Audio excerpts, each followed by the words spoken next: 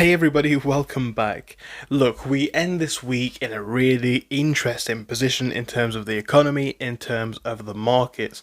We're seeing the S&P 500 being up by 1.8% today, but just look at that 5-day chart here. What a shaky time period it has been. We've seen massive swings, massive dips, and massive rises. The 1 month really highlights this even more. From the point that we were at on just the 2nd of April to where we are now, we are down by 5%. And just look at that low, 12% down on the S&P 500, usually quite a stable market index. And realistically, since February, this has just been going down. However, we have seen a lot happen this week, and I think it's interesting and important to cover some of the key stories. So the big news this week obviously relates to the tariffs. We have seen Donald Trump essentially back down on his own trade war, or his trade war that he started against the world. He came out not too long ago speaking about these quote-unquote reciprocal tariffs that countries are going to be facing. We saw basically markets tank as soon as he spoke about this. Now, it was quite interesting because essentially, well, if that had carried on in the way it did, would it have been likely that markets would continue to crash at multiple percentage points per day? Most likely. Anyway, we have seen now him backing down on his April the 2nd quote-unquote Liberation Day as markets basically tanked. So Trump has now announced on his social media platform that he's reducing tariffs on all countries to 10% for 90 days, rather than the higher rates he had misleadingly described as reciprocal tariffs. However, he said that China's exports to the US would now see a 125% tariff, which really is quite interesting. So the market rallied on the news, as we know. Obviously, that's why we have made some recovery this week. But the question is, what comes next? And we'll get to that perhaps in just a second. Now, do bear in mind this trade war with China, which appears to be what it is having an impact on multiple fronts. The US's trade war with China is hurting Hollywood and US soft power. On Thursday, Chinese officials officially retaliated against President Trump's tariffs by imposing new restrictions on US movies. That's a big blow to America's cultural, essentially, impact on the nation.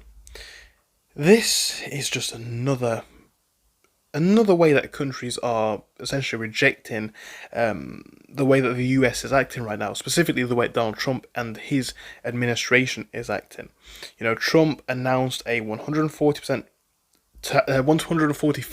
tariff on Chinese goods, even as he has placed a 90% pause on some of the more hefty tariffs in other countries around the world. So yeah, he is really going hard on China, and at the same time, we're here in China not taking this lightly at all. Not only have we heard what we just spoke about there, but we've also seen China saying that the Trump trade war will be essentially fought till the end, whatever that means. Now, we're already seeing some consequences for this. Again, China is now raising US tariffs to 125%, and Xi invites EU leaders or EU to team up against Trump and his quote-unquote bullying. It's really interesting, right? And essentially, Beijing and China, they don't seem to be backing down to this current stance. It's just really interesting to see how this is going to play out. But I do personally think, just an opinion, nothing more, that it still is in very early days. Now, one thing that we've spoken about a lot on the channel, one thing that does quite well whenever we discuss it, is actually Tesla. Tesla the business, Tesla the stock. And we are seeing this actually already have an impact on Tesla and other US companies. So many companies are having to essentially pause production, stop hiring, lay off workers because of tariff-related turmoil.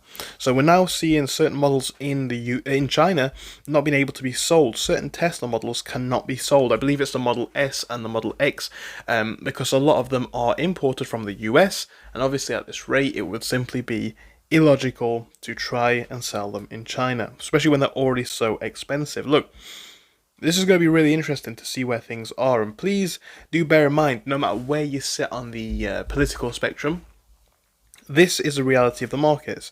And again, this is the reality of the markets. And again, This is the reality of the markets. We have seen a little bit of recovery, but again, go back to where we are in, 13th, 14th of February, and just have a look at that tumble down, right? Even to the low that we saw, 16% down, 17% down. And this is just on the S&P. Obviously, a lot more individual stocks are down significantly greater. This is something absolutely worth paying attention to, guys, as I do personally believe, just my opinion, like I say, that this is still early days. Maybe we'll see a rebound, but I'm really paying attention to the market circumstances at this week more than any kind of technical analysis or anything like that. So let me know your thoughts in the comments. Thank you so much for watching. If you enjoyed, please do give us a like and subscribe, and I hope I'll see you again soon. Goodbye.